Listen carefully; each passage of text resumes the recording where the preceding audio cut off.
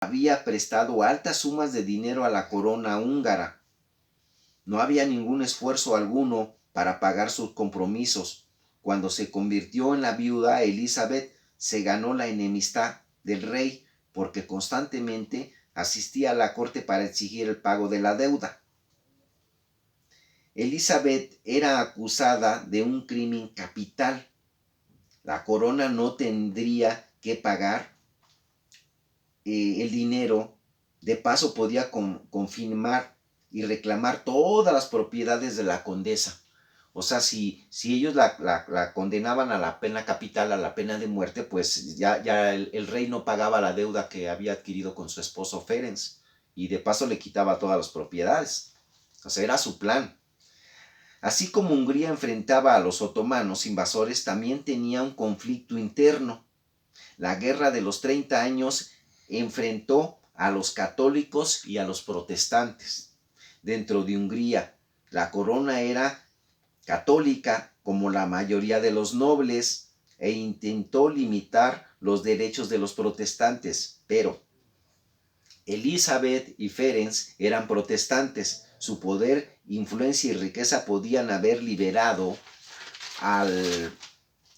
de cualquier revuelta contra el rey católico. O sea, ellos, aunque Ferenc y Elizabeth Báthory eran protestantes y el rey de Hungría era católico, no los podía exterminar porque tenían muchas riquezas y muchas propiedades. Entonces, de alguna forma tenían un convenio, como su esposo era el jefe de las Fuerzas Armadas, por si querían alguien hacer algo en contra de la corona, pues los defendían y de esa forma estaban de acuerdo.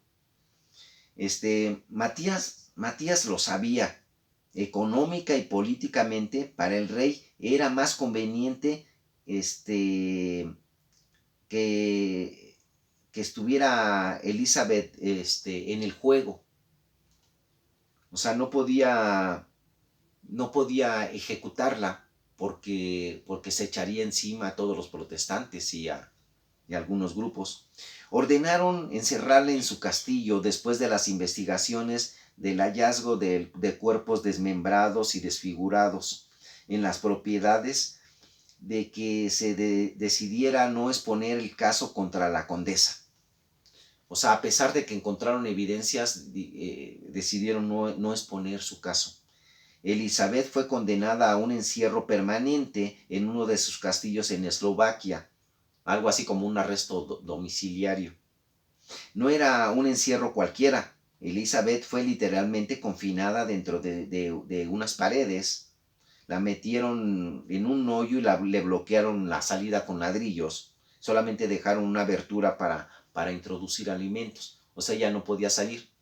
Esto se decía, pero lo más seguro es que ya estaba en su castillo a sus anchas, como lo hacen los políticos cuando los cumplen su condena en su casa. Murió sola durante su confinamiento. No se sabe mucho sobre sus últimos momentos de la vida de la condesa, quien permaneció encerrada dentro de la pared por 3 años, hasta el final de su vida. De vez en cuando recibía la visita de su hija, Kathleen, quien le llevaba velas, tinta y pergaminos para escribir. El 20 de agosto de 1614, a los 54 años, Elizabeth se quejó con un guardia y le dijo que sentía frío en sus manos. Al día siguiente fue hallada muerta. La ubicación de sus restos es desconocida. 3 meses después de su muerte, los restos fueron enterrados en la iglesia de Castres, pero los habitantes de la zona realizaron una revuelta para que le ingresaran en el cementerio. Se dijo que el cuerpo fue trasladado a Etzel, su lugar de origen, en la cripta de la familia Báthory. En la actualidad no se sabe dónde están los restos. Se estima que mató a 650 personas, la mayoría mujeres, pero esta cifra es difícil de comprobar, no solo por la excesiva, sino por las limitaciones normales de la investigación de su época. Nunca se sabrá con certeza el verdadero alcance de sus crímenes. Las ruinas del castillo siguen en pie. El castillo de Katiš en Eslovaquia, el cual recibió como regalo de bodas, fue principal sede de las atrocidades cometidas por la condesa Báthory. En la actualidad, la edificación se ha degradado considerablemente, pero sus ruinas ahí están como su mayor recordatorio del legado de una de las mujeres de reputación más infame de la historia occidental. Su nombre es sinónimo de crueldad y maldad, uno de los personajes más malvados de toda la historia. Pues miren, este relato histórico que les contamos de la condesa Báthory es la inspiración, porque este pasaje sí ocurrió, es la inspiración de Bram Stoker junto con otra historia de Vlad Tepes, otro personaje histórico, en lo que él se inspiró para hacer su gran novela de Drácula. Obviamente, muchas cosas que se cuentan en la novela pues no ocurrieron, pero sí se inspiró en esta mujer sangrienta, que unos la toman como víctima. Algunas nuevas versiones dicen, no, posiblemente no pasó nada de eso. Posiblemente el rey de Hungría sabía del poder de su esposo Ferenc y de la condesa Báthory, tenía conocimientos que eran unos personajes muy poderosos, aparte eran protestantes, y le debía fuertes cantidades de dinero. La corona de Hungría le debía fuertes cantidades de dinero, por lo cual, cuando su esposo muere y la condesa le va a cobrar ese dinero, hay una versión que dicen que ahí es donde empezaron a manchar la imagen, empezaron a inventar que ella torturaba a sus sirvientes. O sea, la cosa al revés, de que ella era víctima de que como ya no estaba el esposo, ahora sí que su corte se le quería levantar, se quería sublimar. Entonces, ella lo que hacía era, pues ser condescendiente con su corte para que no le hicieran nada. Esa es una versión, y que en realidad el rey de Hungría estaba instando a las autoridades para que hablaran mal de ella y quitarles toda su fortuna y todas sus tierras. Esa es una versión que se maneja ahora, pero lo cierto es que hay muchos testimonios de los vecinos, de los siervos, que fueron testigos de la crueldad, de ese sadismo que tenía su esposo. Porque fíjense en una cosa, antes es como los que han leído el libro de Maquiavelo se podrán dar cuenta de una cosa: un rey no puede ser un rey bueno, porque si es bueno, el pueblo se le levanta y lo quita. Un rey tiene que tener muchas estrategias, y una de esas estrategias es que al enemigo, cuando lo tienes que despedazar, no tienes que dejarle una segunda oportunidad de que se levante. Esa es una. Y tienes que dejar testimonio de que contigo no se puede meter porque eres demasiado malo. Aunque no lo seas, tú tienes que dar esa imagen ante los otros, porque en este caso, imagínense que Hungría estaba queriendo ser sometida por el imperio turco otomano. Entonces ellos tenían que demostrarle que si estos eran malos, estos eran más malos. Entonces se creaba un imaginario de crueldad desmedida, pero era como una estrategia. A veces no era tanto que los personajes fueran tan malos, aunque sí los educaban. Fíjense que yo un día oí un testimonio que a los que van a la guerra, antes de ir a la guerra, los obligan a a matar a animales, pero con crueldad. O sea, matar a un perro o a un gato con mucha crueldad. Los soldados, ¿eh? Esto es para que ellos se vayan acostumbrando a no tener un sentimiento de culpa cuando matan a alguien. O sea, los enseñan a ser duros. Es como un médico, cuando ve la muerte ya no se espanta tanto, ya no llora. Se hacen de corazón duro. Entonces a los soldados con más razón, ¿eh? Y a estos reyes, pues con más razón aún. Ellos eran los responsables de la seguridad de todo un reino. Y entonces ellos no podían tener corazón de pollo. Ellos cuando agarraban a su rival los despedazaban y lo mostraban. Lo mostraban para que el rival supiera que con ellos no se podían meter. Esta es una de las cosas que hay que dejar bien, bien claras.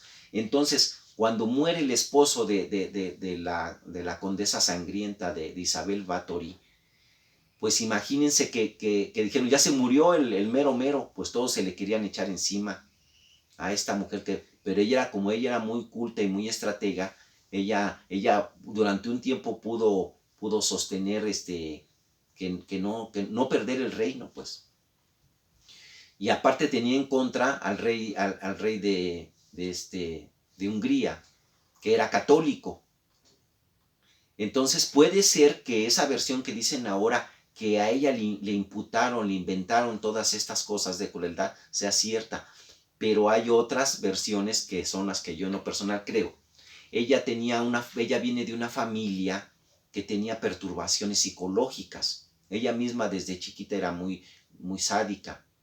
Y tenía una tía, que eso sí es real, fue juzgada porque su tía tenía prácticas de ocultismo y donde era muy cruel con los personajes. Y una de esas prácticas era tener una fijación con la sangre, donde ella decía que si se bañaba, eso la hacía vivir más tiempo con la sangre del enemigo o de las víctimas. Por otro lado, su tía también tenía una bisexualidad muy marcada que se la transmitió a su sobrina. ¿Por qué? Porque de ella abusaron desde chiquita. Sus papás prácticamente la vendieron, la casaron a la fuerza a los 11 años y se la llevaron a vivir a la casa de su esposo, pero su esposo ya no estaba ahí. O sea, su esposo se lo habían mandado a prepararse para ser un guerrero, también era un jovencillo. Y cuando mandan a pedir la mano, muere el papá de Lawrence, y cuando a ella la llevan para el castillo, muere también la mamá. Entonces ni está el esposo, el futuro esposo, ni está el papá ni la mamá, y ella vive entre la servidumbre, pero ella era una niña de 11 años, al grado de que ella la violan, según ella dice, la violan, y tiene una hija bastarda con uno de los sirvientes de la nobleza de bajo rango. Esta niña, pues, cuando llega el esposo, bueno, el que va a ser su futuro esposo, se da cuenta que a los 13 años ella ya tuvo una hija. Y para no afectar ese casamiento, ese juntamiento de familias, lo que hace es desterrar a la niña bastardita, Anastasia, la manda a otro reino, y él somete y dice ella también que su mismo esposo la viola. Y entonces tienen otra hija que es Catelyn y después otro hijo. Pero ella, aunque no estaba enamorada de su esposo, fíjense lo que pasó. Ahora que sí que se juntó el hambre con las ganas de comer. Ella ya venía con unas perturbaciones de sadismo y de esas tendencias como de crueldad. Y su esposo también, porque su esposo en el ejército lo habían educado para ser el más fiero de todos. No podía, tenían que temblar con oír su nombre. Por eso lo apodaban el Caballero Negro. Entonces se juntan los dos y ahí sí se entienden.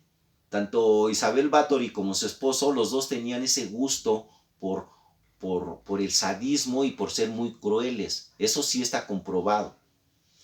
Dicen que se exagera en que mató tantas víctimas que, pues imagínense, en los años que estamos hablando, tenía que haber matado tal vez una o dos víctimas por semana en el tiempo que se le está enjuiciando. Entonces dicen que tal vez se exageró, porque ese testimonio de las 650 víctimas en realidad fue una declaración del ama de llaves, pero puede ser que ella, aparte de su edad, tuviera cierta animadversión por Bathory y le quería echar de más. La cosa está que una vez llegaron las autoridades y sí encontraron testimonio de cuerpos mutilados y entonces hay esas dos versiones. Una versión que dicen que en realidad sí es la mujer históricamente, o no estamos hablando de una novela, la mujer más sangrienta, más sanguinaria de toda la historia. Tiene el récord Guinness. Ninguna mujer de la historia, ninguna reina o lo que se llame, ha cometido tantos crímenes y ha tenido tanto sadismo. Por lo cual el buen amigo Bram Stoker, pues agarrando esas partes históricas que sí son ciertas de la condesa Bathory y agarrándose el personaje de Vlad Tepes, que en otra ocasión lo vamos a contar, se inspiró para hacer su gran novela del conde Drácula, que ese sí no existió, ese sí es un personaje de la novela, inspirada, por si no lo sabían, en esta mujer, el verdadero Drácula. Es ella y el empalador, Vlad Tepes. Pues muchas gracias, espero les haya gustado en este mes del terror y contando un poco de historia siempre, porque siempre es bueno saber qué realmente pasó. Y nos vemos en otro cuento, en otra novela. Muchas gracias.